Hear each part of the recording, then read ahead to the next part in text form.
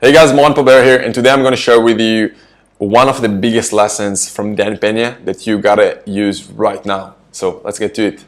So hey, my name is Mohan Paber, and if you're new to this channel is all about me sharing and documenting my journey following QLA, following it full time for the last 3+ years since I went to the castle. I know about QLA from before that, but I'm doing this full time for the last 3 or almost 4 years now.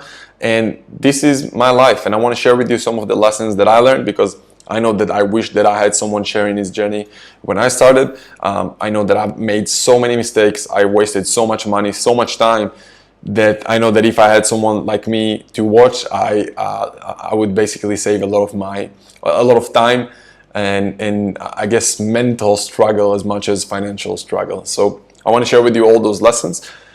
And if you're new to this channel, subscribe. I promise you won't regret it. Hit the notification button, and yeah, see also links in the description below. There's a link for you to join our free business buying mastermind, and there's also a link for you to put your personal details, send me your biggest question, and that's how I'm creating those videos based on your questions and topics. I'm trying to post daily. I'm recording those videos once a week, and I'm trying to post them daily, but I need ideas for videos, so definitely send them over. What else? That's it. So let's start. Today we're going to focus on another big lesson that I got from Pena. Again, I think Dan is brilliant, is amazing. I guess not a problem, but a challenge for people who are new to this space, especially of buying businesses and following QLA, is that all of his lessons are very high level. They're amazing, but if you don't have the experience of buying businesses yet, it's really hard to understand the nuances inside of every deal, because to be honest, some of the things that Dan forgot, some of us didn't learn yet. At least that was my case when I started, and I'm here to share with you kind of like the nuances based on my understanding and my perspective as someone who is doing those things day to day and looking to buy businesses and looking to invest in businesses, and also looking to help existing businesses grow by acquisitions. So today's lesson is, and I'm quoting, is that a deal is either hot or it's not. And again, if you want to learn all those lessons, go to his free content, go to his castle, highly recommend all of them. I'm here to expand on things in different perspective. And now let's get to understanding a little bit more on what it means that a deal is either hot or not, right? Because remember, when I heard it the first time, it sounds cool. And even when you hear about, okay, a deal is hot if cash flow covered, debt service and things like that, let's expand on that a little bit more in the video. So first of all, what is even a hot deal and why this lesson is so important? The biggest problem that I see is, first of all, people don't know to even look at deals and understand if they're good or not. Even if you have existing business, it's really hard to determine if another business that you're buying is an amazing business or not. Maybe you have your expertise and you understand if their marketing is good or not, but you probably don't understand the financial side of things, or maybe vice versa. It's the other way around. So, and what I see, the biggest problem is that people who are in the space of QLA, and even people who went to the castle, they don't understand if a deal is a good deal, and they're just sending random offers. That's kind of like the first biggest mistakes I see, is they just send a random offer. They think, okay, this looks like a good business. I think the seller is very motivated, so let's offer him 3 times multiples. Or the seller is not really motivated, let's offer 5 times. I even have one kid who messaged me on email, said, hey, I just made an offer for 7 times multiples on the business, and the offer got accepted. What do I do now? Right? So all those different questions who will literally make or break you doing a deal or not doing a deal, or being able to pay for accountants, lawyers, for management teams. And I want to expand a little bit more, but it's kind of like, it's so frustrating to see that.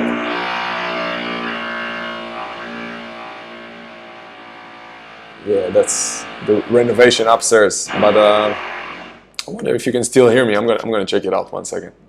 So what I see is people make offers based on them thinking that after the offer will get accepted, then they'll bring their accountants and lawyers on success fees to do their due diligence, but they don't understand that they need to do due diligence before they even send an offer. The due diligence after that on success fees, that's a given. You got to do that, but the accountants and lawyers will just do the final details of the due diligence for you. They won't do the initial due diligence, and then you can get screwed with fees if you didn't organize them the right way.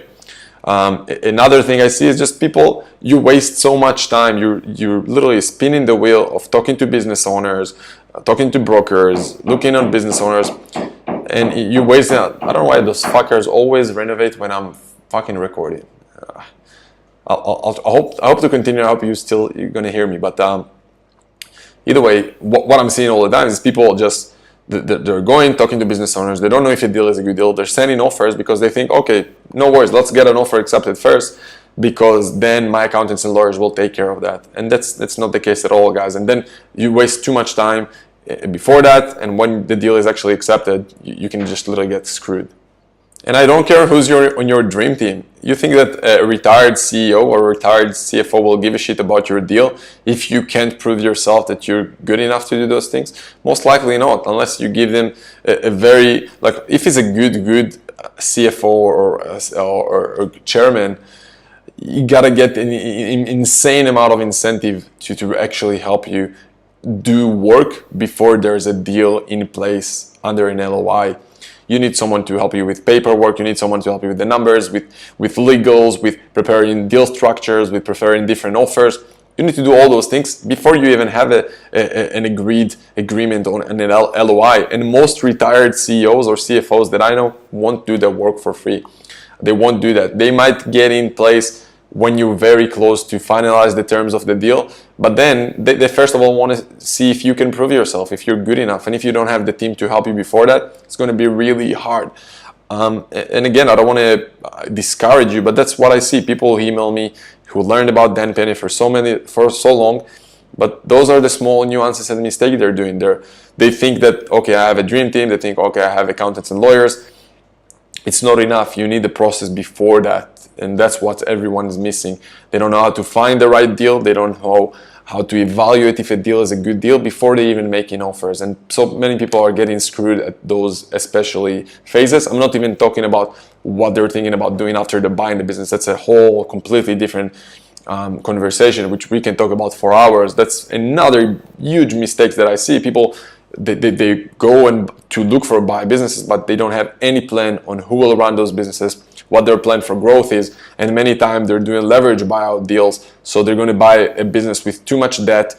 That's probably going to get, again, you're going to screw the business, and you'll probably need to shut down the business and liquidate it within a few months of owning it. And then you lost those months, you lost probably a few months before that to look for the deal, and you're just screwed just because you didn't have all the systems in advance.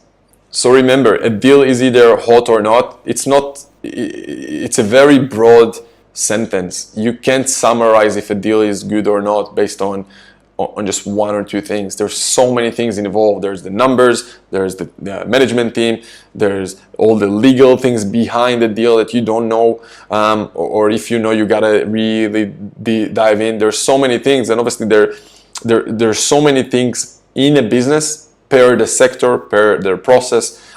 There's so many things that I see people just skip because they have faith, they trust, they just want to.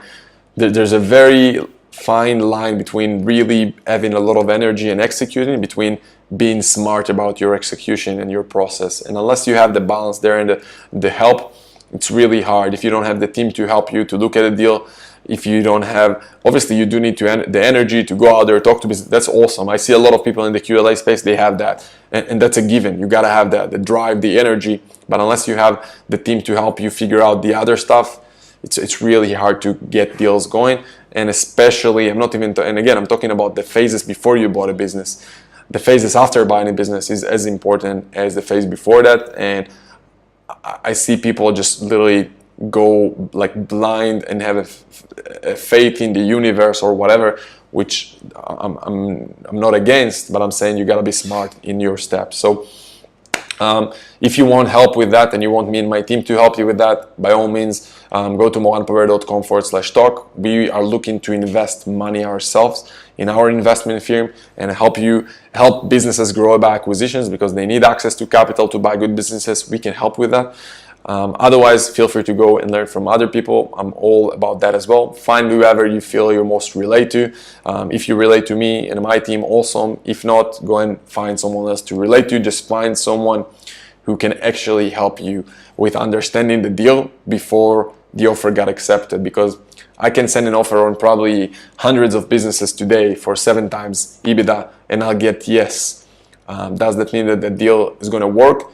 Most likely not. Like, remember, the real work starts after you buy the business, and if the business is not going to have enough capital to provide to you and your family some nice income or dividends or whatever, it just makes no sense to buy a shitty business, unless, again, there's so many things involved, right? You can buy a shitty business sometimes because you can bolt it on to your existing one. So there's so many different nuances that I just see people skip, and it's a shame. So if you want to work with me, awesome. If not, find someone to help you with that. Either way, I hope you enjoyed it. Subscribe and like the video if you didn't yet. It's going to help me with the engagement in the channel.